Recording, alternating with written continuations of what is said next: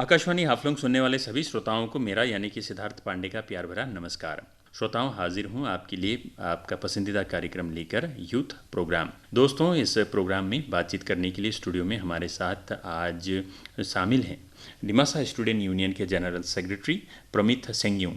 प्रमित सेंग्युंग जी का सबसे पहले इस प्रोग्राम में समय दे के आने के लिए बहुत बहुत धन्यवाद के साथ स्वागत है। सभी को मेरा तरफ से हार्दिक अभिनंदन, नमस्कार और जुटाई। प्रमित जी, इस प्रोग्राम का हमारा जो टारगेट रहता है, हम ये प्रोग्राम के ज़रिए हमारे डिमा हसाओ के जो नौजवान हैं, जो यूथ हैं, उन तक की हमारे ये प्रोग्राम के ज़रिए से उन तक हम कुछ मैसेज दे पाएँ, उनको अच्छा बेहतर अच्छा समाज में उनका योगदान देने के लिए कुछ मैसेज इससे उनके लिए निकले, वही हमारा प्रयास है। बहुत बहुत धन्यवाद जी ऐसा अवसर देने का। और सबसे पहले आज आपसे ये जानना चाहूँगा कि सबसे पहले आप जिस संगठन में है डिमासा स्टूडेंट यूनियन, इसके बारे में आप थोड़ा बताइए कि ऑर्गेनाइजेशन कब से है और आप इससे कब से जुड़े हुए हैं। सबसे पहले डिमासा स्टूडेंट यूनियन सिर्फ डिमा हसाओ का नहीं, डिमासा का सबसे पुराना एक संगठन है, छात्र संगठन है जी। और ये सन 1955 को 13 सितंबर को ये इसका स्थापित किया गया था जी। और इसका सबसे पहले अध्यक्ष बना था हमारे प्रिय लेट हिरिम्बा प्रताप थाउसेन जी। और उनके साथ जनरल सेक्रेटरी में थे लेट एनसी केम्प्राई जी। सिर्फ पुराना ही नहीं है, ये बहुत ही एक महत्वपूर्ण संगठन है। और ये संगठन ने काफ़ी सारा संघर्ष भी किया है, काफ़ी सारा उपलब्धियाँ भी है। इस जिला को लेके बहुत सारा पहले आंदोलन भी किया है और बहुत सारा काम भी कर चुका है। और इस संगठन में मैं लगभग पहले कॉलेज यूनिट में था, टीएसयू कॉलेज यूनिट में जी। और 2009 से मैं इस संगठन से जुड़ा हुआ हूँ। और जो सेंट्रल कमेटी है इसमें मैं 2011 में आया था जी। और सबसे पहले एक असिस्टेंट स्पोर्ट्स सेक्रेटरी हिसाब से मैंने योगदान अपना जो काम है, जो समाज सेवा है, मैंने शुरुआत किया था। और हाल ही में 6 साल पहले जो 2017 में हम लोग का कॉन्फ्रेंस कालाचन में हुआ था, उसमें मुझे एक जनरल सेक्रेटरी के हिसाब में जी हमारा इलेक्शन होता है। और जितने भी डेलीगेट्स आते हैं उसके सभी को लेके एक इलेक्शन होता है, उसके बाद ही मुझे चुना गया था। और पिछले 12 सालों से मैं संगठन से भी जुड़ा हुआ हूँ और आशा करते हूँ कि जब तक मुझमें बल रहेगा, जब तक प्रयास होगा और जब तक ऊपर वाला साथ देगा, हमें यही लगता है कि समाज सेवा करते रहना है जी। अब ये जानना चाहूँगा, इसके हिस्ट्री के बारे में आपने बताया, अब इस पर आपसे थोड़ा जानना चाहूँगा कि हमारे युवाओं को ध्यान में रखते हुए यूथ्स के लिए क्या क्या प्रोग्राम्स या आपके संगठन के द्वारा आप करते हैं। बेसिकली हम लोग जो है हमारा जो संगठन है इसका मेंबरशिप जो सदस्यता होता है ये 16 बरस के बाद या मैट्रिकुलेशन के बाद ही हम लोग का सदस्यता हम लोग प्राप्त कर सकते हैं। उसके बाद ही जितना भी अपना एज होता है, एज लिमिट तो नहीं रखते हैं, फिर भी हम लोग जब तक संगठन में ये 40 वर्ष तक हम लोग इस छात्र संगठन में होता है जी अभी तक के लिए।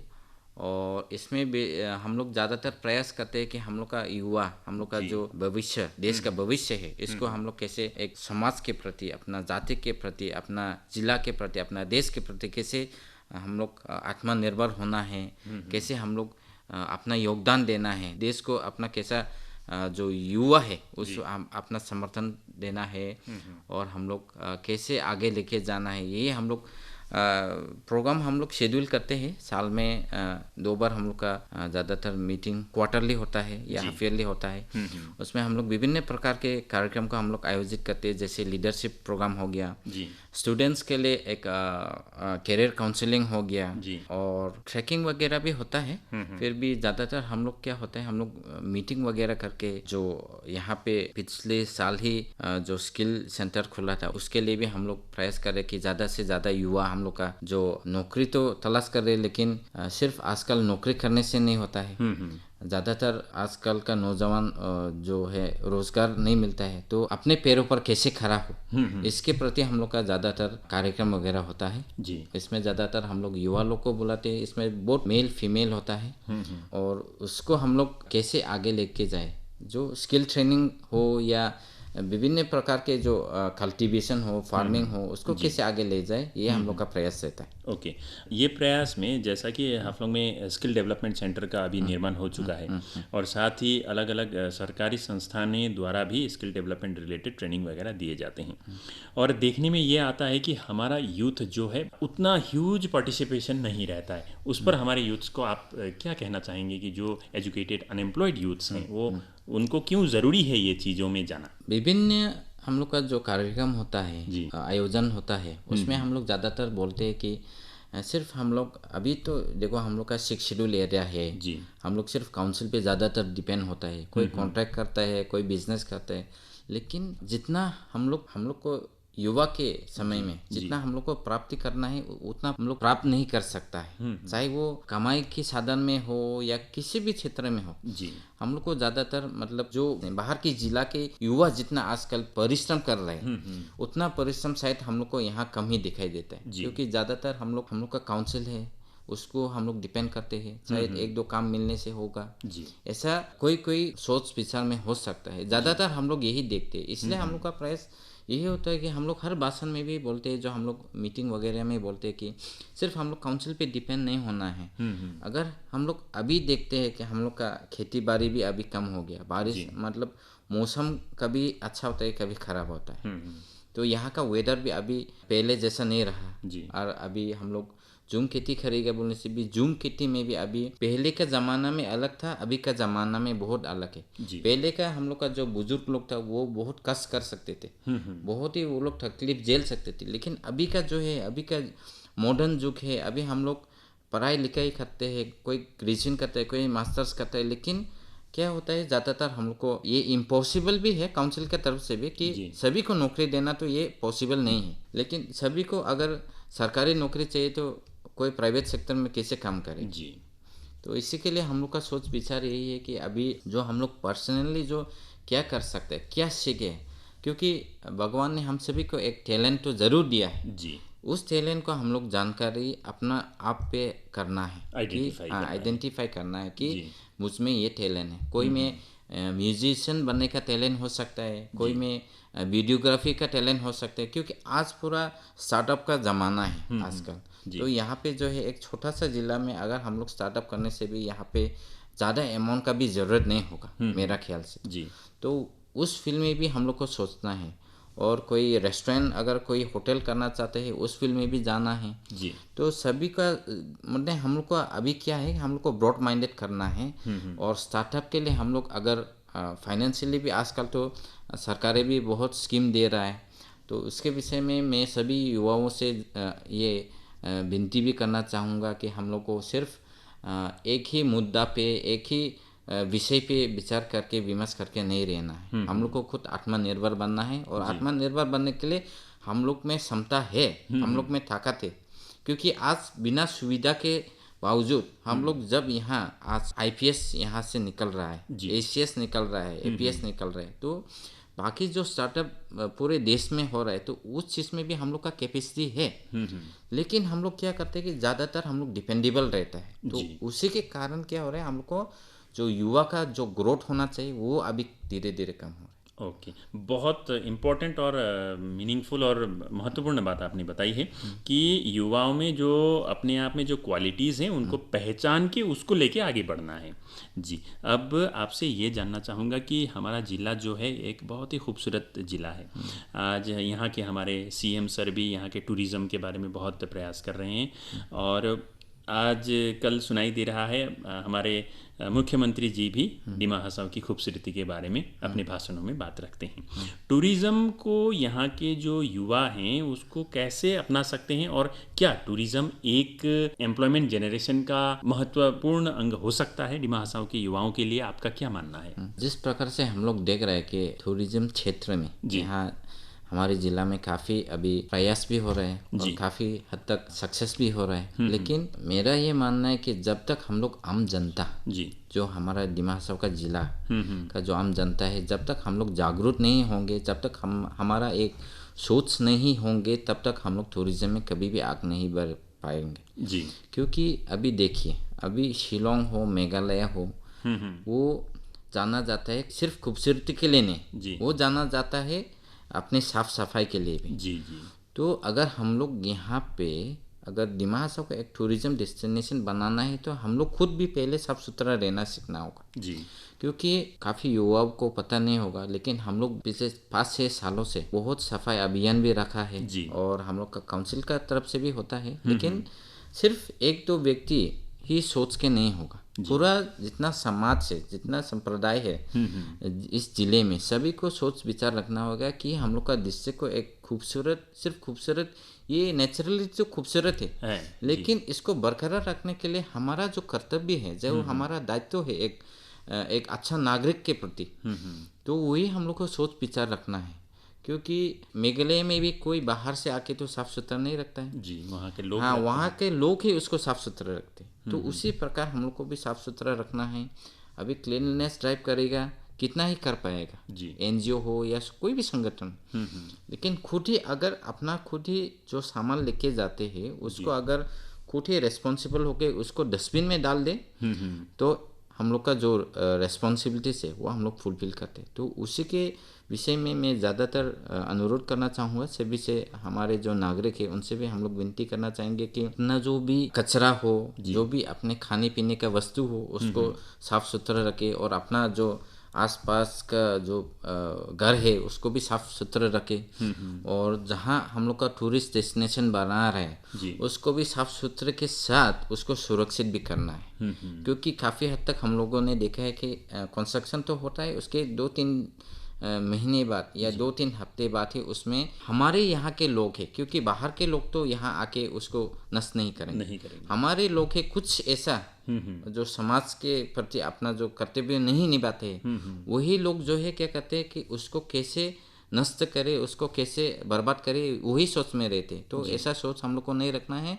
हम लोग को सिर्फ जगह को नहीं, अपना सोच को भी साफ सुथरा, तभी जाके हम लोग का जो इतना खूबसूरत जिला जो है, डिस्ट्रिक्ट जो है, जो हम लोगों को ऊपर वाले ने दिया है, उसको हम लोग आगे लेके जा सकेंगे। क्योंकि बाहरी देश में अभी आप सिंगापुर लीजिए, दुबई लीजिए, ये तो बहुत बड़ा देश है वो लोग का, उसमें तो टूरिज्म ही सब कुछ होता है। लेकिन अभी धीरे धीरे जो भारत में भी टूरिज्म का हो रहा है और हमारा नॉर्थ ईस्ट तो स्पेशली पहले से ही इतना खूबसूरती है इसमें, तो इसको अभी और टूरिज्म सरकार की तरफ से भी टूरिज्म के लिए हो रहा है। लेकिन हम लोग का साथ ही साथ हम लोग का भी प्रयास होना है और दिमाग हासाओ को आने वाले सालों में जो है नॉर्थ ईस्ट में एक पहले से हम लोग को स्विट्जरलैंड ऑफ द ईस्ट बोल रहा है, तो उसको कैसे और अच्छी तरीके से करे, ये हम लोग का सोच होना है और हम लोग दायित्व कर्तव्य निभाना है। जी, ये भी बहुत महत्वपूर्ण आपने बातें कही और साथ ही आपने यहाँ के साफ़ सुथरा क्लीनलीनेस के बारे में भी आपने जिक्र किया।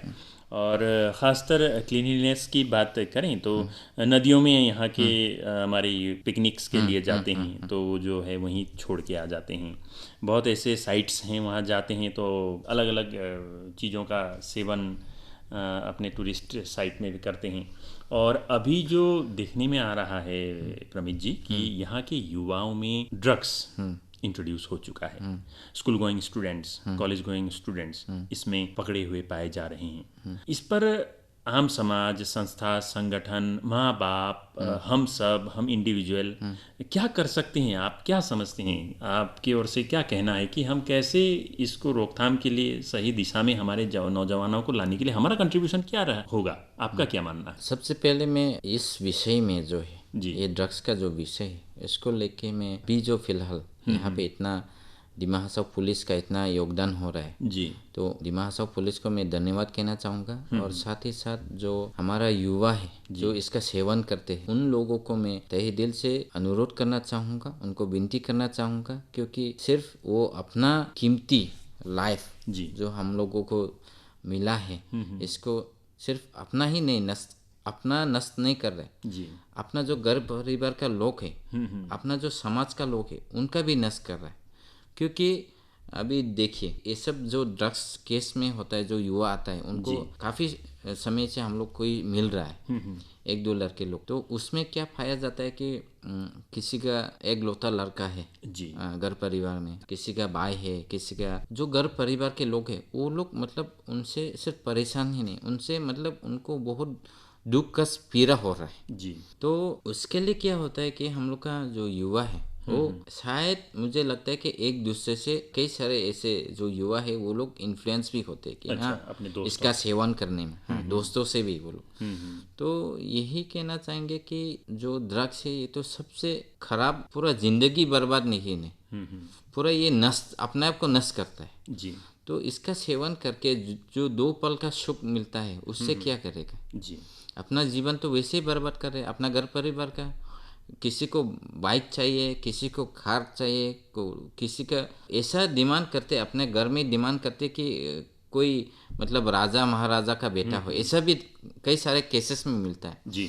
तो क्या होता है उनका घर परिवार के लोग, हाँ एक लौता बेटा है, कोई तो अपना दीदी के पास है, कोई बहन के पास ऐसा डिमांड करता है, तो टॉर्चर करता है। तो उसके क्या होता है कि माँ बाप को भी मतलब इतना तकलीफ से वो लोग का जो डिमांड है वो फुलफिल करना पड़ता है। तो इसके लिए मैं हम लोग ज़्यादातर बोलते हैं कि हम लोग काफ़ी सारा अवेयरनेस भी मतलब अपने आप में करते हैं कि ऐसा सेवन खराब तो सभी, चाहे वो गुटखा का पैकेट क्यों ना, वो भी खराब है सेवन के लिए। तो लेकिन गुटखा का पैकेट और वो ड्रग्स से तो जमीन आसमान का फर्क होता है। जी।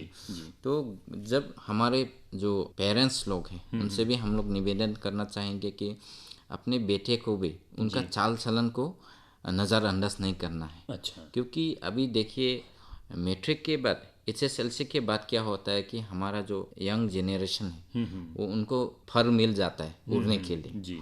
तो उसके बाद क्या होता है कि हाँ वो लोग निकलते हैं, थोड़ा कॉलेज वगैरह जाते हैं, थोड़ा एक्स्ट्रा क्लास लेते हैं। तो उसमें क्या है कई सारे, ऐसा सभी को नहीं बोल सकेंगे, फिर भी ऐसा कोई एक दो संगत मिल जाए कि बुराई का संगत जो होता है वो, जिस प्रकार से हम लोगों ने काफ़ी कहावत भी सुना कि एक आलू पूरा बर्बाद कर देते हैं, पूरा आलू को, हाँ पूरा बोरी को ही। तो उसी प्रकार से होता है कि अगर एक युवा हो, कोई एक बंदा हो जो बुरी संगत में पहले से ही है, तो उसके साथ कोई और दूसरा मिल जाए तो ये और भी समाज के लिए और भी खतरनाक चीज़ है। जी। हमारे माता पिता से भी हम लोग यही निवेदन करेंगे, अपना बेटा हो या बेटी हो उसका चाल चलन कैसा है, कोई लिमिट क्रॉस नहीं हुआ है, वो चीज़ भी ख्याल में रखना है। तभी जाके हम लोग जो ड्रग्स का जो सेवन है इसको कम कर पाएंगे। जी। और अगर नहीं होता है तो उसके विषय में भी अभी देखिए काफ़ी सारा अवेयरनेस भी होता है। और अभी तो यहाँ पे शायद नॉन रजिस्टर्ड है, फिर भी यहाँ रिहैब सेंटर भी है। जी। तो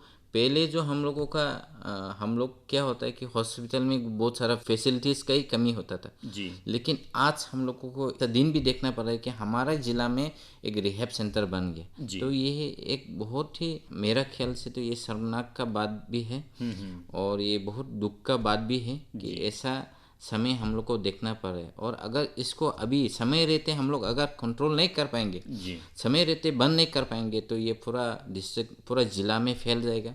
अभी काफ़ी सारे अन्य जगहों से भी अभी खबर मिल रहा है, उमरांसो हो, माईबांग हो, डियुम्ब्रा हो, तो इन सभी कॉन्स्टिट्यूंसी से भी अभी खबर मिल रहा है कि वहाँ का युवा लोग भी इस खतरनाक चीज़ का सेवन करते। जी। तो मेरा यही मांग है, मेरा यही अनुरोध है हमारे युवा से भी कि इसका सेवन तो दूर का बात, इसको नाम लेना ही हम लोग बंद करना चाहिए, इतना तक हम लोग को करना चाहिए। जी।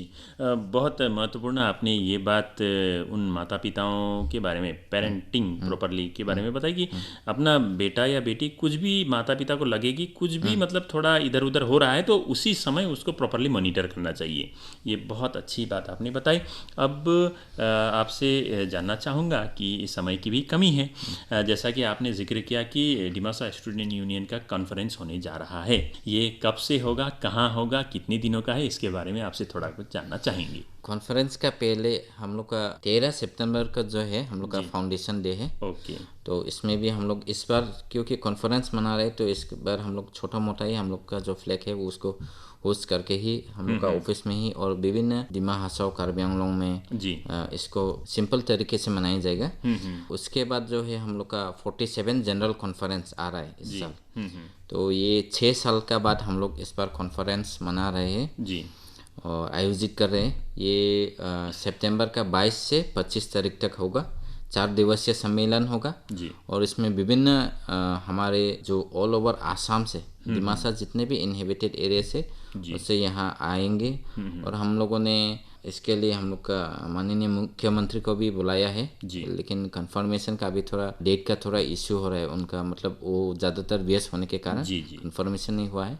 फिर भी हम लोग आशा रखते हैं कि वो आएंगे जी और साथ ही साथ हम लोग का यहाँ का ऑनरेबल मिनिस्टर भी जी निमंत्रण दिया है। और इसके साथ हम लोग का ऑनरेबल सीएम भी आएंगे। जी तो ये एक बहुत बड़ा कार्यक्रम है, इसमें सभी का योगदान चाहिए। जितना भी दिमा हासो में संप्रदाय के युवा नेता हो या युवा संगठन हो, सभी को हम लोगों ने निमंत्रण भेज दिया है। और सिर्फ छात्र संगठन ने यहाँ एपेक्स बॉडीज वगैरह और जितने भी समाज के लोग हैं यहाँ इकट्ठा हो गए। हम लोग का जो ज़िला को, हम लोग का डिस्ट्रिक्ट है और जो हम लोग का स्टेट है, जो हम लोग का देश है, इसको कैसे आगे लेके जाएं और युवाओं का प्रति जो आज हम लोगों ने डिस्कस किया था, ज़्यादातर ऐसा टॉपिक हम लोगों ने रखा है। और विभिन्न हम लोग का जो लिटरेचर में है प्रोफेसर वगैरह, उनको हम लोग निमंत्रण देके इस कार्यक्रम में एक अच्छी तरीके से डिस्कशन करके भविष्य में कैसे सीधी रास्ते पर चल के हम लोग को कैसे सफलता पाना है, ये चीज़ हम लोग सब डिसाइड करके इस एक संपूर्ण रूप से इसको कार्यक्रम को सक्सेस करने के लिए मैं सभी आम जनता से भी आने के लिए आपके माध्यम से मैं अनुरोध करना चाहता हूँ। जी जी इस कॉन्फ्रेंस के सफल होने के लिए आकाशवाणी हाफलों की ओर से शुभकामनाएं अभी से है। और अब आपसे ये जानना चाहूँगा कि डिमा हासाओ जो है एक इंद्रधनुष यानी कि रेनबो की तरह है। यहाँ अलग अलग जाति के लोग हैं, अलग अलग भाषा बोलने वाले लोग हैं, तो सभी के अलग अलग ऑर्गेनाइजेशंस हैं, तो स्टूडेंट ऑर्गेनाइजेशंस भी सभी के हैं, तो सबको एकजुट होकर किस तरीके से काम करना चाहिए ताकि बेहतर समाज हम कल आज का और आने वाले दिनों का बना सकें, इस पर आप क्या कहना चाहें? उसके विषय में मैं कहना चाहूँगा, यहाँ पे 13 ट्राइबल्स और 6 नॉन ट्राइबल का यहाँ पे ऑल टोटल 19 जनजाति है जो पिछले कई सालों से, कई वर्षों से मतलब यहाँ पे एकजुट होके एक समाज को एक आपस में भाईचारा रख के हम लोग आ रहे हैं। तो उसको हम लोग बरकरार रखना है। और जितना भी छात्र संगठन है वो हम लोग एक साथ साल में 2 बार बैठते हैं, हम लोग का कार्यक्रम है। और संगठन भी एक अलग सा संगठन है जिसमें सभी जनजाति के संगठन, छात्र संगठन एकजुट होकर हम लोग एक संगठन बनाया है। तो उसके माध्यम से हम लोग क्या करते हैं कि आने वाले सालों से अगर संगठन में रहेंगे तो हम लोग सोच रहे हैं कि ऐसा कल्चर एक्सचेंज प्रोग्राम वगैरह भी हम लोग रखेंगे ताकि आपस में जो भाईचारा है वो बरकरार रखना है और आपस में भेदभाव नहीं करना है हम लोगों को। और हम लोग का सोच जो है एक पवित्र जो सोच है वो रखना है, आपस में ईर्ष्या नहीं रखना है हम लोगों को। एक समाज को अपना जाति के लिए दूसरे को नीचे करके खुद ऊपर उठना, ये चीज़ तो नहीं होना है। हमको एक साथ एकजुट होके अपना जिला को कैसे आगे लेके जाएंगे, जितना जनजाति है और कितने सारे स्कोप है यहाँ पे, फिर भी आपस में हम लोग को तकरार करके वो सब के लिए कोई थर्ड फोर्स जो है वो इस्तेमाल करना चाहते हैं, ऐसा हम लोग नहीं होना है। आपस में मिलजुल के ही हम लोग सभी जो भी कठिनाई हैं, जो भी इश्यूज है, उसको हम लोग एक साथ एकजुट होके बैठ के ही सब सॉल्व कर सकते हैं। जी, यानी कि आपके कहने का मतलब है कि एक साथ मिल के काम करेंगे तो बेहतर कल बनाने में हम सफल होंगे। जी, आपके इन्हीं अच्छे शब्दों के साथ इस कार्यक्रम को अब समेटने का वक्त हो गया है। प्रमित सेंग्युंग जी, आपका बहुत बहुत धन्यवाद और बहुत महत्वपूर्ण बातें आपने आज इस कार्यक्रम के माध्यम से हमारे श्रोताओं के लिए रखी। आपका हमारे इस कार्यक्रम में भाग लेने के लिए बहुत बहुत धन्यवाद। धन्यवाद जुटे जी। श्रोताओं, आप थे Pramit Sengyung, general secretary Dimasa student union के। बहुत महत्वपूर्ण और अच्छी अच्छी बातें उन्होंने आज इस कार्यक्रम के माध्यम से हमारे श्रोताओं तक पहुंचाई। इस तरह के कार्यक्रम लेकर हम फिर भी आते रहेंगे। आज के लिए इतना ही। सिद्धार्थ पांडे को इजाज़त दीजिए। आप सभी का बहुत बहुत धन्यवाद। नमस्कार।